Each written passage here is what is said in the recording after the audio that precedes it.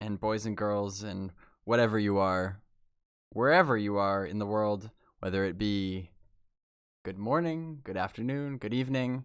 We are here. It is time for another Pantheon community watch party for the developer update stream. It wasn't until just a few minutes ago that I even announced on Twitter that I was going to be doing a watch party for this, because I have been crazy running around all day. Just got home a few minutes ago, fired up the stream. So I'm excited because I have no idea what to expect for this stream, because also this stream was just confirmed yesterday by the devs. So I don't know what we're going to be seeing tonight. But I think that's probably a good way of going about it, because then it can only go up from here. I'm curious to see where they're gonna go after the last stream, which was the making of Fairthale stream, which is a pretty big deal. And since then, I've noticed the devs have been fairly quiet. As somebody who tries to keep really close tabs on them, I've noticed that they've been kind of quiet lately, which could be a good thing. So I'm very interested to see what we have here tonight.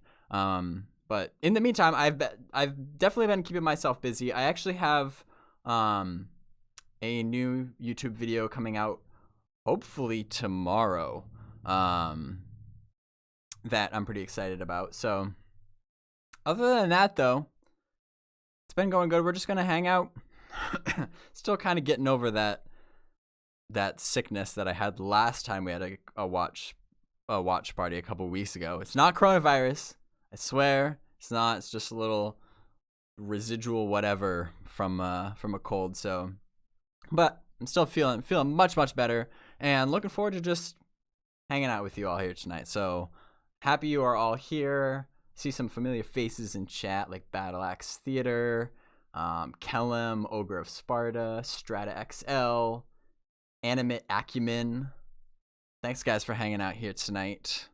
I really enjoy just this kind of like just nice tight knit little hanging out, talking about what we're seeing. Just chill out rather than the hectic stream chats of some other, larger channels. We should be starting up here in just a few minutes, but like I said, I don't really have much. I don't really have much else to add. I have no idea what's gonna happen tonight. Just kind of, like I said, I just jumped right into this, not knowing what's gonna happen, and so that kind of makes it even more exciting, though.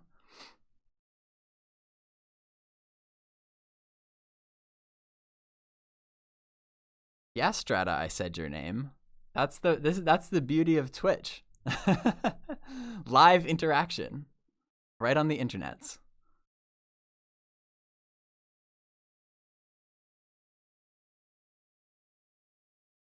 Two minutes and counting. This is what, just so you all can see what it says stream starting soon. We got some music too. I don't hear any.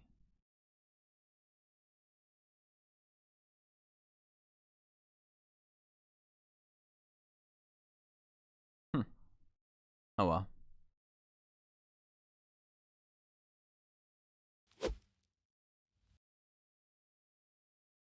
Looks like they've got over 300 people over there already. That's pretty good. It's a pretty good turnout. I noticed. I was gonna check this off stream, but since we got a couple minutes here, I'm curious because I periodically I watch Google Trends to see what the interest is in Pantheon, and it's I noticed in the past. Let's see. Been on a little bit of an uptick lately.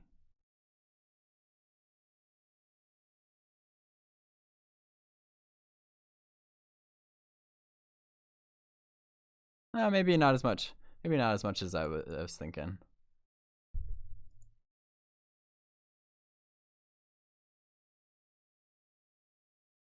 Yeah, just see. Just so you can see what I'm seeing. This is the interest over the past 90 days. It's a fairly small sample size, so it's not completely representative. Oops, my camera's blocking up. Yeah, there was a little bit of there's a spike here on March 1st, just a few days ago. I actually don't know what that was for, but still, hey, whatever. Their stream is firing up here, so we're gonna pop over to that. Oops, get rid of this. There it is. March 5th, 2020. We got the right date and everything. All right, it's going to be good.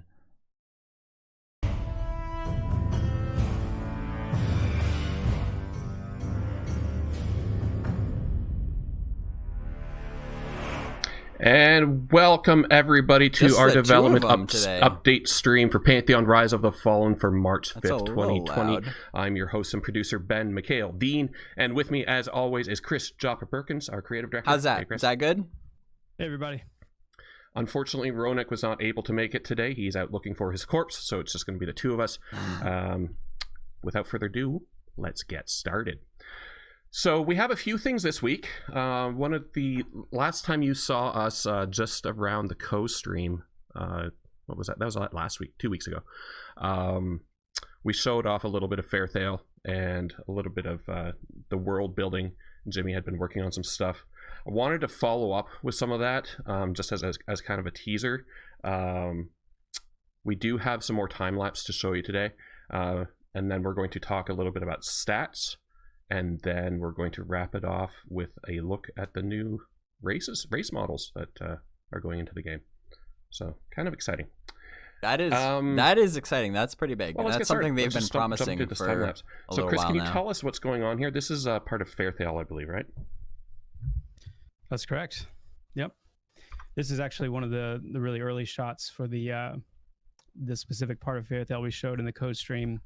So this is just, again, some additional facets and perspectives on some of the different parts of that area that we've worked on and kind of where they started and where they ended up. It's a pretty fascinating process, and it's cool to be able to show it like this too. Yeah, particularly when you can see it right from the very beginning and then see where it ends up. I liked that kind of contrast that we saw in the co-stream too, showing what a finished zone looks like, and then at the end we showed that the gray boxing in the Merc. And so you can sort of understand, once you get an idea of how that process works and how it turns out, you can really sort of start visualizing it. And we're sort of seeing that here with this tree in Fairthale. Yeah, we did you see that little tower in the background? Because wow, that's quite the difference. The just myriad of benefits that gray boxing provides for development.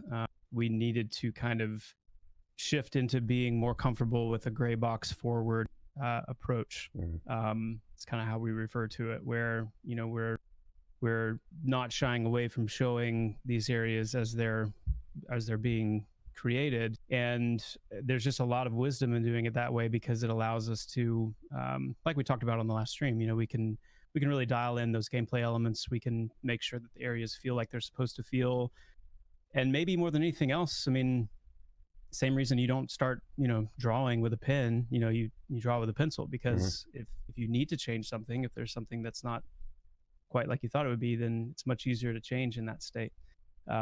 So lots of reasons we do that, and decided to keep. It's not just for the art. It's not just for the art either.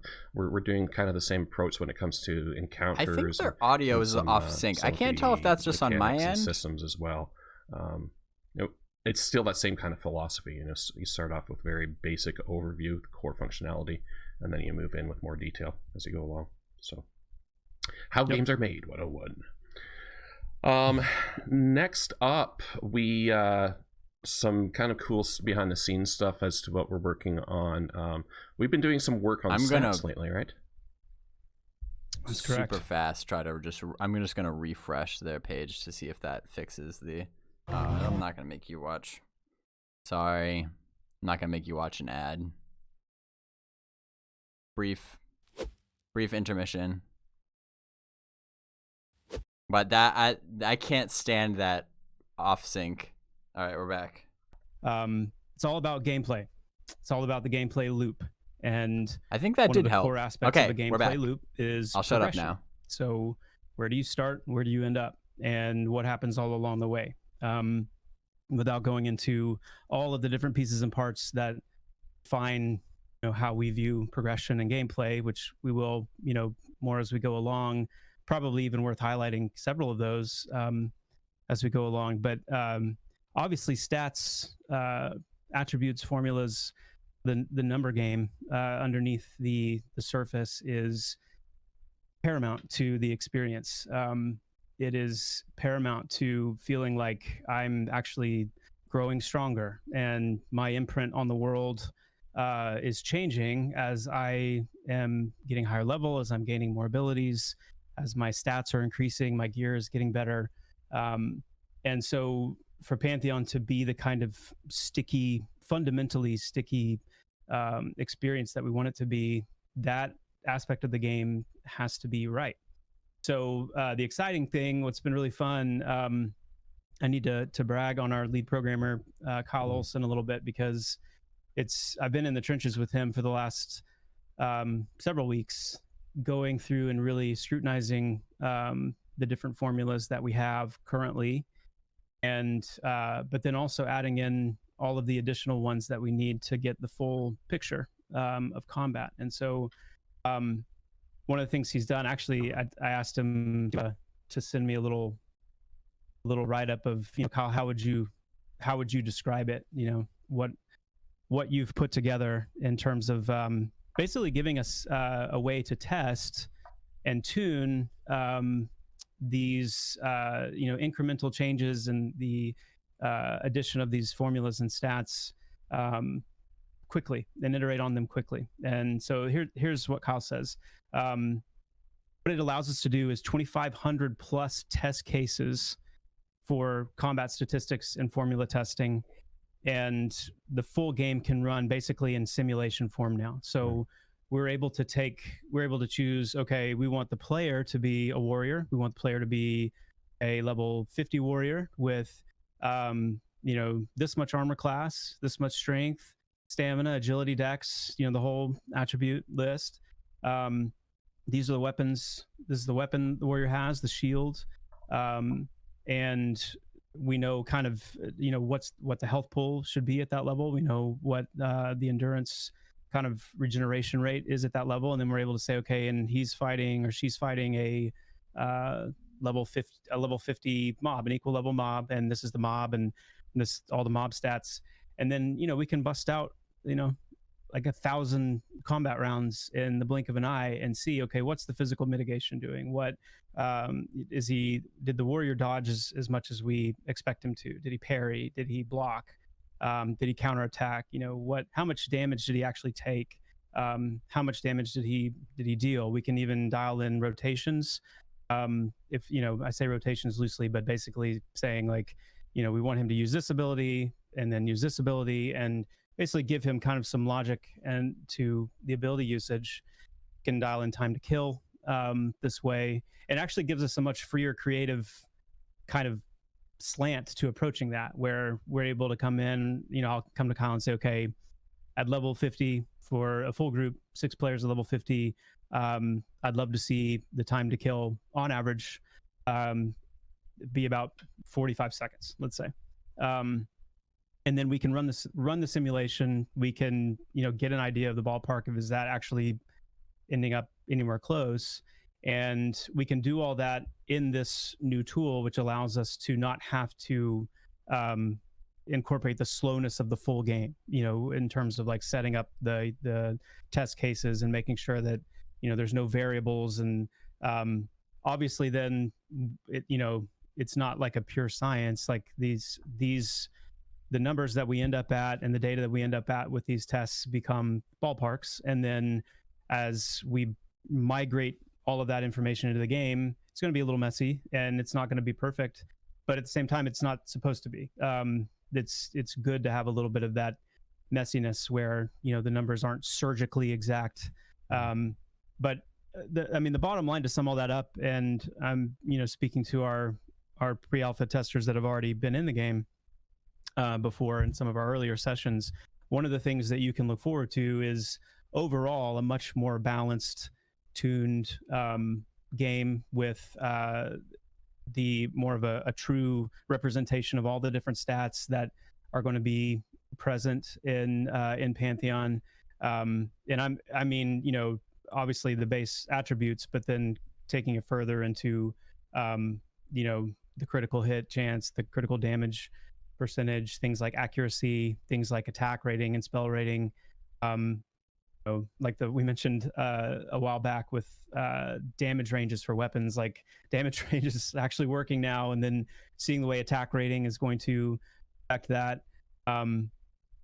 Working in things like haste, things like constitution, you know, now actually starting to affect things like your health and your mana regeneration rate, or the duration of beneficial and detrimental buffs. It's a really exciting time to see all that stuff kind of being accounted for, coming together, and Kyle's done an amazing job putting that all into a simulation type tool that allows us to make sure that we're sanity checking ourselves, we're finding those ballparks, we're proving it true through actual execution. One of my favorite tests, this last thing I'll say because I could go on for a while, but recently was looking at something that's often a hot topic, which is, okay, warriors, paladins have full plate, fire lords are in mail, so what's that? How does that end up shaking out? And the simulations that we did based on those three classes, we're seeing already like a really nice balance between, you know, what we're seeing in terms of, yes, a difference in physical damage mitigation, but then you factor in things like the Dire Lord's parry chance, the increased health pool that the Dire Lord is able to achieve. And we're seeing already numbers very nicely kind of in that ballpark of creating enough of an equivalency between those classes, even though the play styles are very different, and the approach is very different, where that kind of main tank viability that we're shooting for is holding up. And so it's really encouraging, and hopefully that's some interesting stuff to chew on, but I could probably stop it there for now. It is pretty impactful. I mean, the just having that kind of tool readily available. In the old days, I mean, you could do some automated testing, but maybe not quite to the extent that we're able to do it now, and not as quickly and as efficiently. And again, it's just kind of the starting point. Still need live testers in there. Oh yeah. So yeah, I was gonna say, like, but we want to make it making it sound like we don't need you anymore. For you to start off out of the gate instead of testing very raw product. Well, it's part of that progression goal. We want as much progression to be intact as possible next time we go to testing, so that and stats play such a big role in that. You know, the kind of itemization we want to have now that these stats are accounted for, we can have a much more full and legitimate itemization pass. And there's just so many layers that it touches, but it's an exciting time for sure. It is. All right. I'm just looking to see if guys, as always, this is somewhat of a conversational stream. So if you have any thoughts or questions as they come up, feel free to type them in chat. If I ignore you, it's not that I'm deliberately ignoring you. We'll just see what you ask first, I guess. Be nice. Okay. Well, actually, this is kind of a cool question, and it does go in line with what we're going to show very soon, within the next few minutes. I don't know how to pronounce your name, but is Dark Myr City underwater? Dr. Nurgan, I think, is the Dark Myr City underwater? Portions of it are, yes. That is a good question. You heard it here first. Troop 86. I mean, I attribute this to Troop 86 asking if Alpha's in 2020, but it's basically what everybody's been asking: is Alpha in 2020? Not ready to answer that just yet. We are definitely getting a lot closer, though. We do, and as soon as we have a date to give you, we will be announcing it here. You will hear it the moment we're able to release it, the very second, we'll text you, call you in the middle of the night. Ask group text. Yeah, we will be Where can I announcing sign up for that? PA5 quite soon. Again, I can't give you specifics on that, but it's the announcement of the announcement. Of course, that's all perspective, isn't it? What is soon? Yeah, frogs are us. Quite soon meaning, well, quite soon meaning before 2020 is over. Yeah, we'll right. announce it before that, I promise you. That narrows it down. Okay. This goes into into the same kind of line of what we were talking about in terms of stats. Will stats like armor class have diminishing returns or be relatively flat in impact? Asks Lockless Locked. I have terrible eyesight. See how I'm leaning into reading it? It's terrible. Getting old. That's something that you're gonna just have to wait and see a little bit. I don't want to dispel a lot of the nuances of how the stats are going to operate, but you can expect just about most of them to have some texture in how they work and not be just, you know, flat and boring.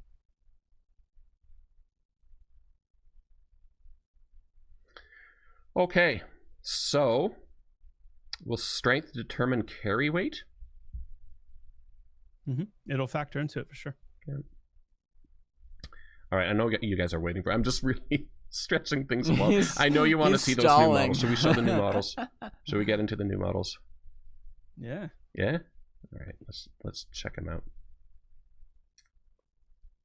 Boom! There we go. Wow. So what we're seeing here are the male and female for both the for all of the Dark Myr, the Archai, and for the Skar.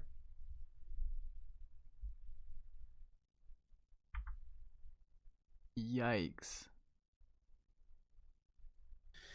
So, I mean, I don't want to talk over this too much, but you know, you're seeing in here obviously the translucence and just the coloration and the striations of the Archai. You're seeing some of that subsurface scattering in the actual skin textures of the Skar especially, but loving the bioluminescence in the Dark Myr as well. But really excited about these three races. They feel very much that like they round out the roster really well. Because they're even just with some of the, I mean, the gnomes obviously bring a pretty strong visual distinction. But these three races in particular, with the bioluminescence of the Dark Myr and just the aquatic, they need more overtones, gills, I think. And in just my opinion, the skeletal features of the Skar, with some of that kind of animalistic overtone, and then just that stone of the Archai, that the very rock-based, stone-based skin, and those striations based on their elemental attunement. They're just all bringing something so impactful, I feel like, to the roster of races overall, and we're just so pleased with how they came out, the detail, the identity. It's yeah, those really skin textures are really top notch. I love the Dark Myr, but I gotta admit, out of the three of them too, I think the Archai is my favorite. Yeah, the Archai mainly because I just love the way that it glows. When you get into those Skar look cool too. They're like freaking aliens. Really stands out. I mean, obviously, if you're wearing armor to cover up everything, but you still get the glow in the eyes and face and such. It's pretty cool. What we're looking at here is the Skar. Yeah, I mean, I love the Skar too. That I love their height. I love kind of the compactness, but yet the sturdiness. And they just lend themselves so much to their lore, and just that very brutal, just predatory nature. I mean, you could almost just see them getting down on all fours and running off into the distance here. You know, it's just very, they're very evocative, and I think they're going to fit really well. In Yeah, that I want to roster see them in like a more natural races. stance. But oh man, Here's those the look Archai so again. good. So we have what? Here's a random question. I don't know if it's being asked or not. But what about the colors for the glowing bits with the Archai? Is there a selection or? Mm-hmm. Yeah, there's a selection, and it will also affect kind of what your attunement is. Some colors won't be selectable necessarily. There'll be some colors that are more kind of for those Archai type hero characters, if you will, hero NPCs. But as far as the player characters, they will have a selection based on, there'll be a like this one, the male Archai being a fire attunement. You'll have like a greenish for an earth attunement. You'll have a bluish for a water, white for wind or air type attunement. And as we mentioned in the racial passives, like that'll have an effect, based on which attunement you choose. It'll actually affect the some of the ability types. Mm-hmm. Give you some bonuses there. Here's the last one. Skar. Whoa. That's what nightmares are made of, good sir. Yeah, no kidding.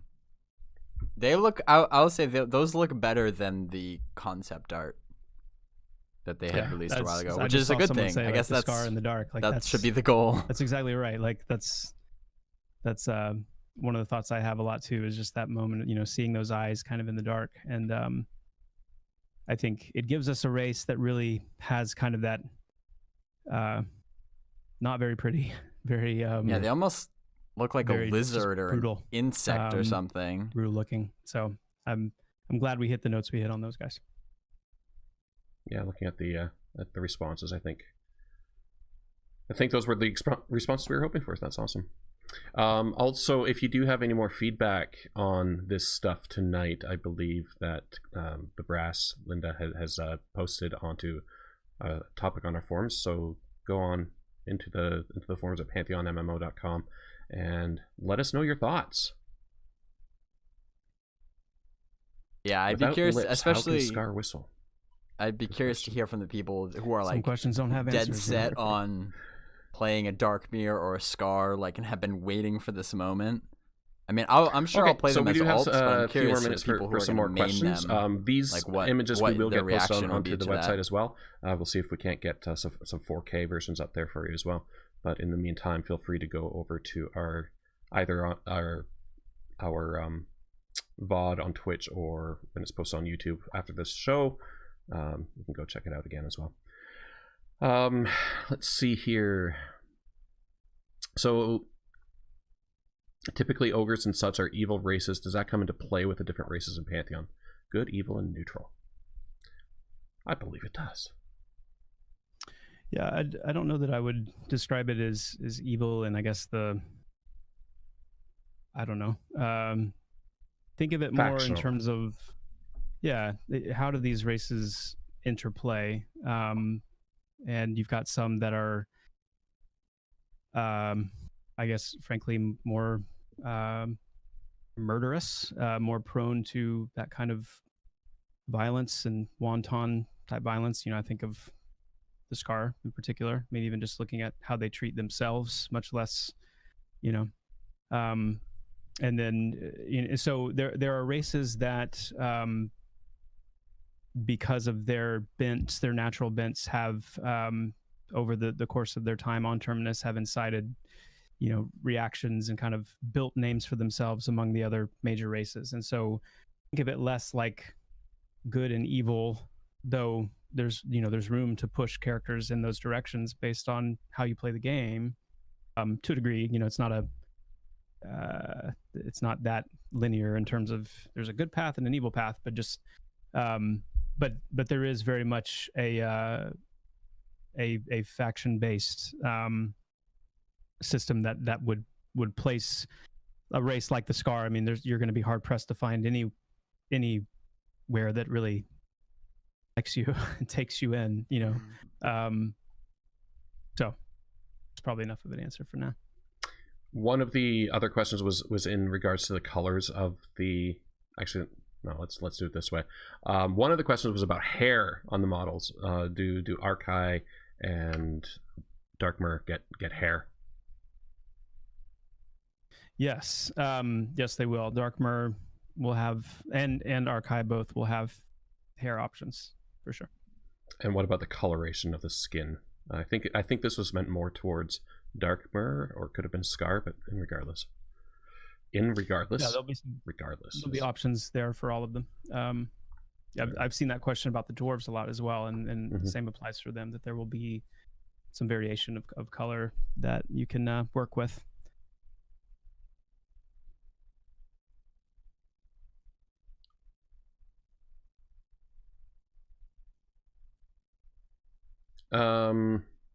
Sorry guys, just kind of sifting through here.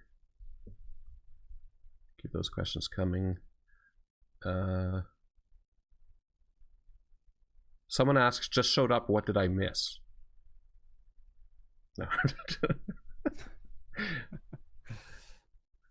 Here's one. With the new models, will we see some new available classes added to them? So the race class matrix. Yeah, I think you can expect to see a few tweaks there. I don't recall that we've announced that officially yet, but I know internally we've made, I think, 2 adjustments there as far as unlocking a race for a class. We've done that on 2 for 2 of them. So I know he said Archai Summoner is one of them in one of the round tables. Mention what that is exactly somewhat soon. But as we move forward, you know, I mean, it's Archai Summoner. I've said this before. I won't take much time, but I mean, don't know what the other these one are is. things that you set in place, and as time goes on, you naturally will revisit them. Sometimes you don't make changes. Sometimes you do. Every time you revisit, you genuinely look at it and say, does this still make sense? We still feel the same way. And we've made a couple of adjustments on that, and there may be more, but we'll let you guys know what those are soon. I see a couple questions on the armor for the new races as well. Obviously some armor will be race restricted, I guess. But in terms of the ones that are shared races, do they have similar, or do they have their own unique model or look per race?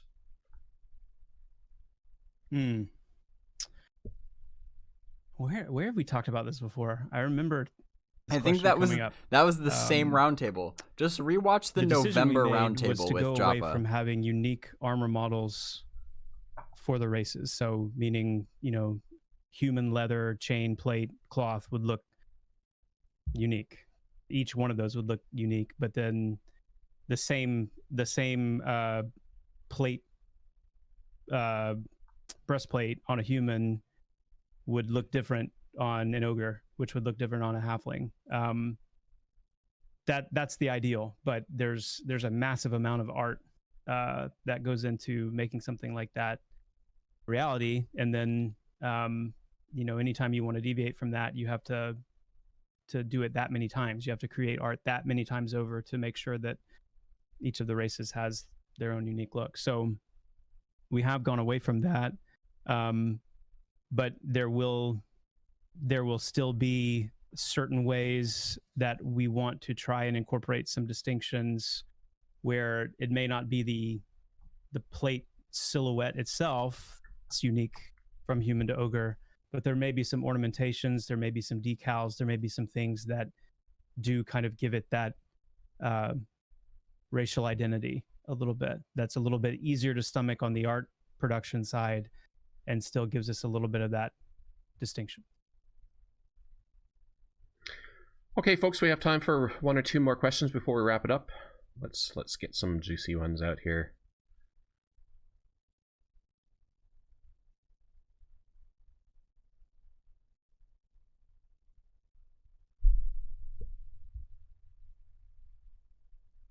Oh yeah, this one was asked before. So will stats influence being a lore keeper on the perception system? Will stats influence being a keeper on the perception system? More keeper. Yeah. No comment on that yet. Hmm. It's a good question, though. Yeah. And shot down. Thanks for that, Chris. Yeah, he's like, let's get some juicy questions that we're not going to answer. Oh, the scrolling.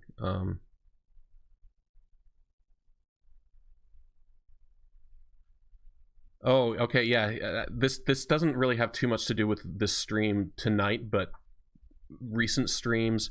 This is actually worth talking a little bit about, even if it's just to say no comment. But any updates on climbing system and how pets will interact with climbing and combat. It's a tricky thing. That's the whole thing. It's tricky. It is, yeah. So I'm not going to speak to that directly, but what I can say is one of the things kind of right in front of us right now is making good on what we've talked about in the last couple of streams. I know we've talked about it definitely in the very last stream we did with Co, which is gamifying, if you will, the climbing system. So when we talk about climbing actually costing endurance as a resource, when we talk about climbing skill that you have ways of improving, and as you do your climbing speed, you know, the chances of getting knocked off, how difficult it is to knock you off once you're hooked onto the wall, the types of climbing surfaces you're able to latch onto, that's very high on the priority list. Obviously when we talk about gameplay loops and progression, you know, anything that has progression to it, you can improve, get better at, especially if it's a flagship system like that. It's really high on our radar right now. So as we work through those specific things, it will be a very natural time also for us to, you know, make steps towards really solidifying how we're going to handle some of that stuff like pets and how NPCs are going to respond to you climbing, and really excited about that. I cannot wait until we can do a gameplay stream focused on the climbing system. It's going to be a lot of fun. I can't wait either. I can't wait to just play it. All right, going to leave with one more question. It's really kind of an outlier question, and I'm asking it just because it hasn't been asked that I've seen before tonight. And somebody was asking, is there going to be an opening cutscene? I would love to say yes, but I don't know.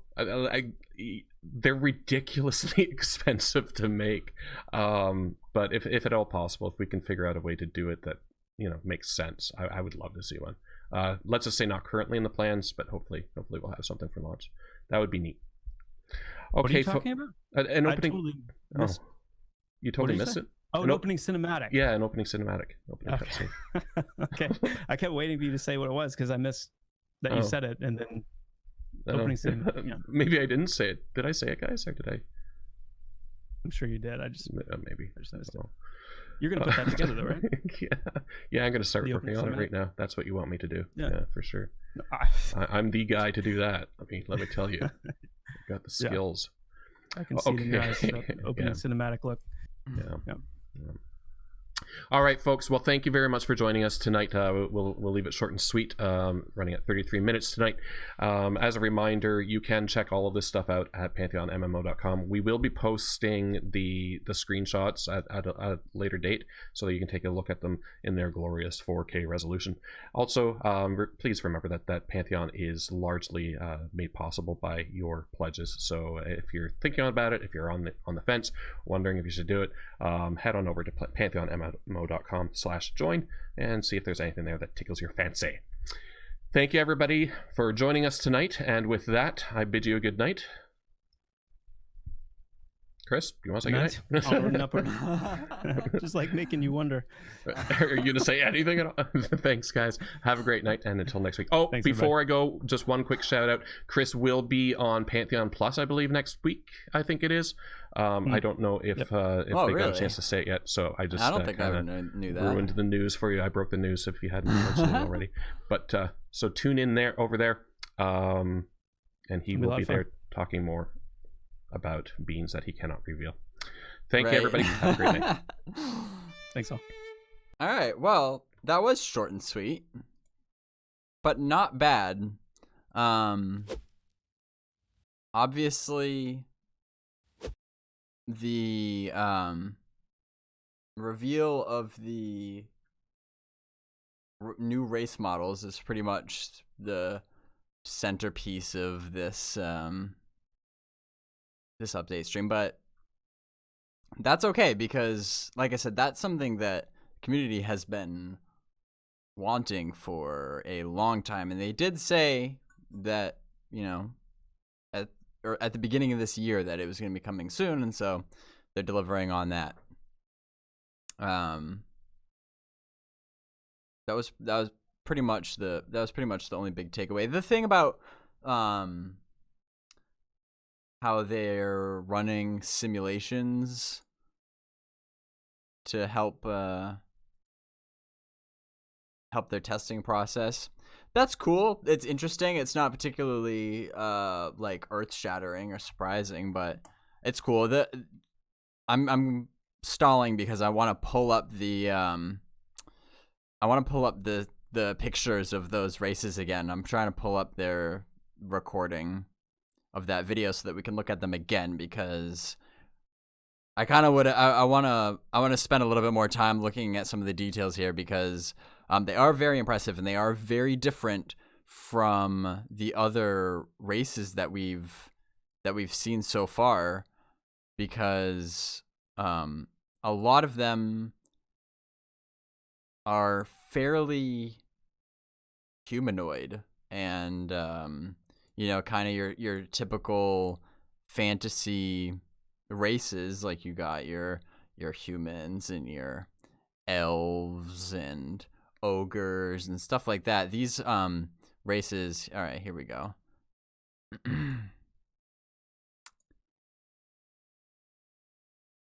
These races are very unique to Pantheon and help it kind of stand out. So right off the bat, like I was saying, love the Archai. The Skar are surprisingly good, I guess is how I would put it. I think the Dark Myr need a little bit more work.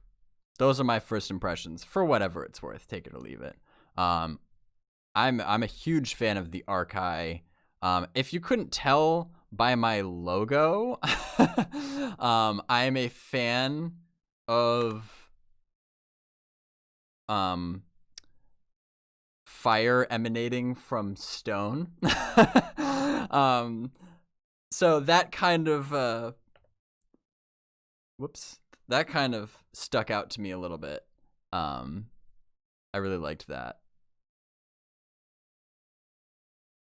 Those Skar, they very effectively look terrifying. The eyes are terrifying.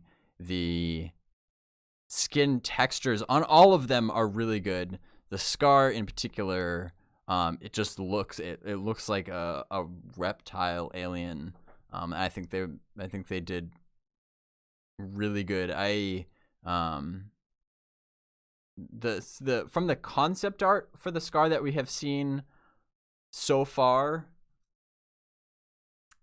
where there's really two different versions of the Skar that have been released since they've started working on that race. Neither of them, to be honest, were super intriguing to me. Again, I'm sure I'll play every race as an alt at some point. But the Skar, to me, I was like, okay, that's cool. It wasn't earth-shattering, but I'm pleasantly surprised with how the in-game model looks, which is really what's important after all. Again, like I said, I would like to see them in a more natural, like these are all just in their T-poses right now. I'd like to see how they sit and stand naturally in game. I think that would be a good way to kind of differentiate them from the other like bipedal upright humanoids. In the most recent concept art that we saw of them, they were more like hunched down and almost like kind of crawled along the ground, which I think is a really cool effect. And you know, again, they almost seem like insects to me, and I kind of envisioning this like hive mentality of like them swarming and crawling along the ground, which I think would be a really cool effect if you get a bunch of Skar together. Like you have like an all Skar guild or something, and you go in on a raid. That could be pretty sweet, and their racial passive kind of lends itself to that when they are improved when there's more Skar around them. But anyway, let's look at the Dark Myr here, which, like I said, the skin texture, again, phenomenal. For whatever it's worth, I'm digging the detailing on the underwear. I think that is a really nice touch. Not that you're ever really going to see that. But other than that, first impressions, I think they look a little too human. They need more gills, I think, to differentiate them. They almost kind of just look like aliens. Certainly a lot of potential, but from what I know about the race, it seems like they should have more fish-like attributes. You know what I mean? The ears are cool. And even like the little horns along the cheekbones are cool. Like there's some interesting aspects to them. But overall, again, I'm just spitting out my opinions, which I don't even really do a whole lot because I know it's all very early, but I'm just kind of, for whatever it's worth, because this is pretty much all we have to talk about in this stream, and so I'm just kind of giving my first impressions. Like I said, and look, on these Skar here, even those legs, like the ridges along their ribs and the shoulders and the legs, like little details. They've even got little horns on their elbows. Just those little details. I'm digging it. The hair almost kind of reminds me of for those of you that played StarCraft, the hair reminds me of like Kerrigan. Maybe that's why they just look like these aliens to me, which I'm not complaining about. They're fierce looking. I will say too, again with the whole humanoid thing, I wish that there was a way. I'm just gonna say it. I wish that the female Skar didn't have boobs. Like, I just don't see a Skar breastfeeding. Like, it just seems pointless, and it seems like that would be another way that they could really separate it. Like if you get that out of your head and really recreate it as its own unique race that's not trying to look like a human at all, I think it would just be more convincing. Like I said, I mean, they do good at not over-sexualizing the characters at all, which is good. But again, it's just one of those like little things that you might not think of, and there's plenty of other ways that you can differentiate male from female characters, even like the skin color or the hairstyles or the facial structure or whatever. Like I feel like there's other ways. Just something to think about.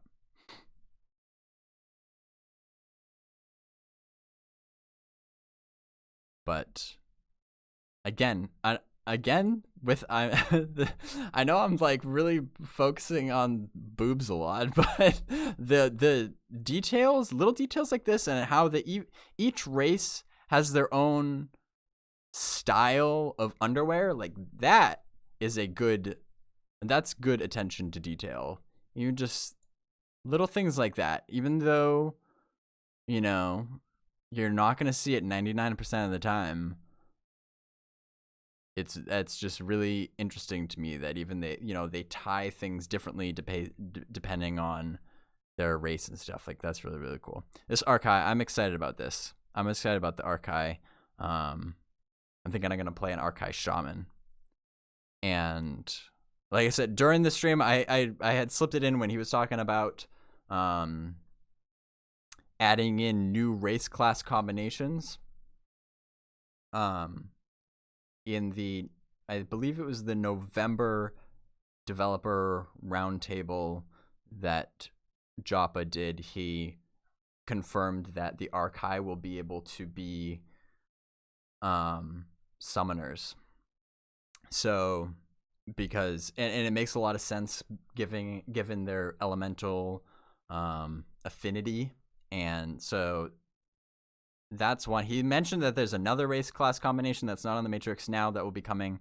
Not sure what that one is, but anyway, that November roundtable, and even the one that the follow up that they did, it was in November. No, what am I saying? It was in February. They did part 2 of that. Those are both really, really good roundtables. If you don't normally watch the roundtables, they're kind of just podcast form, audio only, on their YouTube channel. They're about like an hour long. If you don't normally watch those, I would definitely watch those. Joppa's always good at spilling some beans, and those 2 in particular had some really good info in those. So yeah, I think an Archai Summoner will be awesome, but I think I'm gonna play Archai Shaman as an alt. But this right here, this looks like a wallpaper, a computer background for you Skar players. Pretty cool stuff. That's pretty much all. That's pretty much all I have. You know, those are my thoughts on what we saw here tonight. For whatever it's worth. But I hope you guys enjoyed it. Seeing a couple things in chat here, so I'll just, before I go, respond to a few things that I see in chat here. So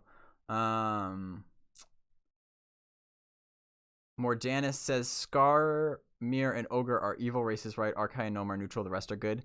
Joppa actually kind of touched on this a little bit in the stream. You can't really categorize each of the races as like, these are the good races, these are the neutral races, and these are the evil races, because they all kind of just have their own motives, and it's much more of a complex web.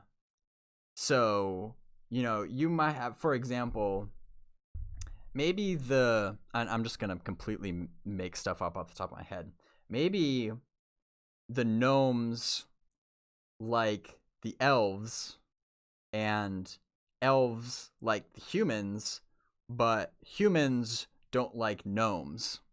Do you know what I mean? So it's not all clear cut. It's all faction based. Each race is operating as their own faction, and it's all built into the lore. If you really get into it, you might start to see like the Dark Myr, they're not evil, they're just kind of bitter and distrustful of some of the other races on Terminus. The Skar are pretty much universally hated by everyone. So again, that, I guess that would be a better example. Maybe, you know, you have the elves who hate both the ogres and the Skar, but maybe the ogres also hate the Skar because just everybody hates Skar because that they're just a brutal people, and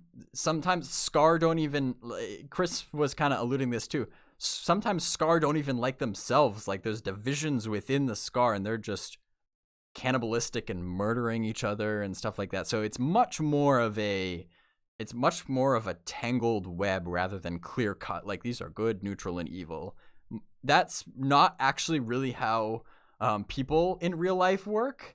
And so in order to kind of make it more immersive, more realistic, that's not how the races in Terminus work. It's way more complicated. So that's my understanding of it.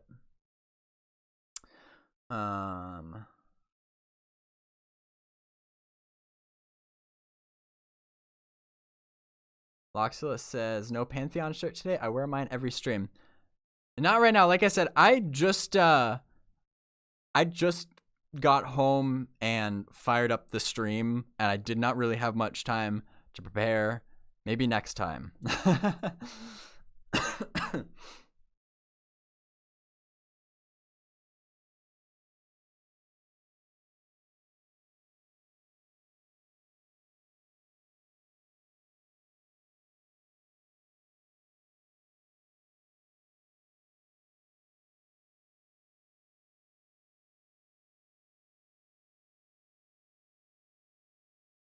Lox says, what do you think of the Skar lips?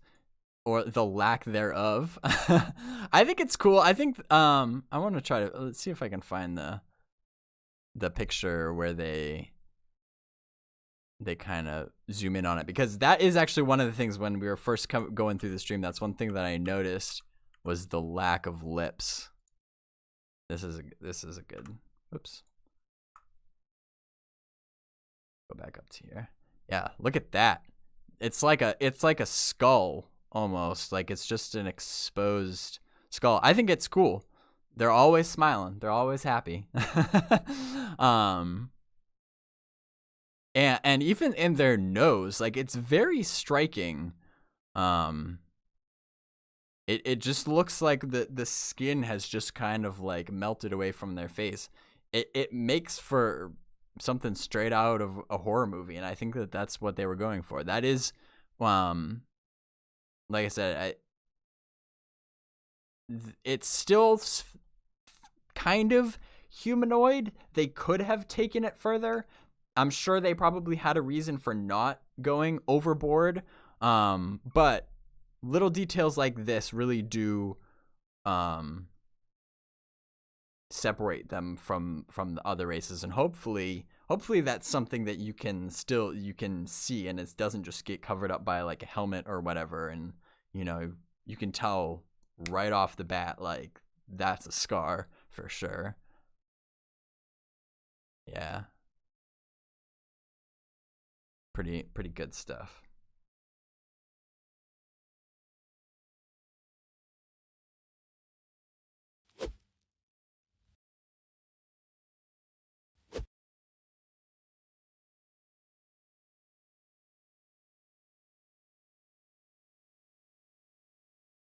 Dembone says, don't blast me for asking this. I realize they're taking their time and I 100% support that, but do they have any planned beta, alpha, or said anything about percentage of completion? Yeah, I mean, I think that's, of course, a fair question. And yes, I mean, there is a alpha and beta planned because, I mean, that's just the process, and you can sign up to be part of alpha testing and beta testing. So, that's all part of the process. It's just, we're not there yet. And from what I can tell, their philosophy is to not just kind of throw out arbitrary estimates as to when those things will happen, because it's just way too difficult to predict, that far in the future. And the bottom line is that the public knowing or having again an arbitrary estimate, which is really just a guess because nobody can predict the future, and just throwing that out there doesn't really make any actual tangible difference per se. Again, this is my perspective of their philosophy. Us having an estimate doesn't make much of a difference because it will get here when it gets here, and it can just do more harm than good if they don't end up meeting that date. Because again, it happens probably more often than most people think in game development. And just for whatever reason, the way people's brains work, if you throw an estimate, they just count on that being absolutely true. And if that doesn't end up being absolutely true for whatever reason, some people revolt. And it's just, if you don't need to put those dates out there, sometimes it's better to just not and just avoid that hassle. So that's kind of where they're at, I think.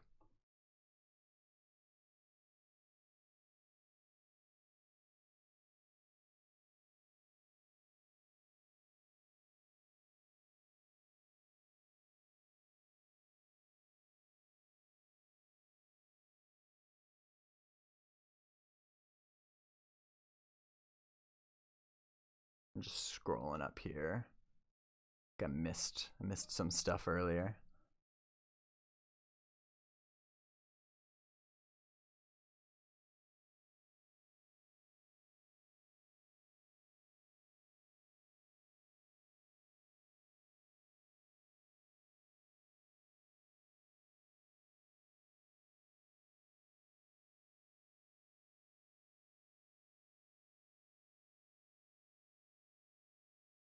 Don Lozon says, I wanted to make a meme of Jabba putting on gangsta sunglasses on after saying it. You totally should. Like the deal with it, where like, you know, he says it and then it's just like, and then the sunglasses come down. You should totally do that.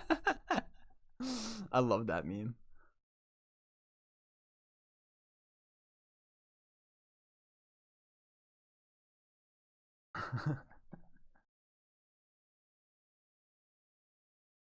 Anyway, on that very random note, it's been about an hour here, so I think I'm gonna head out. But I really enjoyed hanging out with you guys as always. We'll do this again, hopefully in another couple weeks, and we'll see what next time brings. Like I said, keep an eye on my YouTube channel. I'm gonna be posting a new video there very, very soon, hopefully tomorrow. And it's going to be kind of taking a little bit of a look back at all of the different zones that have been shown in the Twitch developer gameplay streams up from when the very first time they started doing those in March 2016 all the way up to now. And I really enjoyed doing the research for this video, going back, rewatching some of those older streams.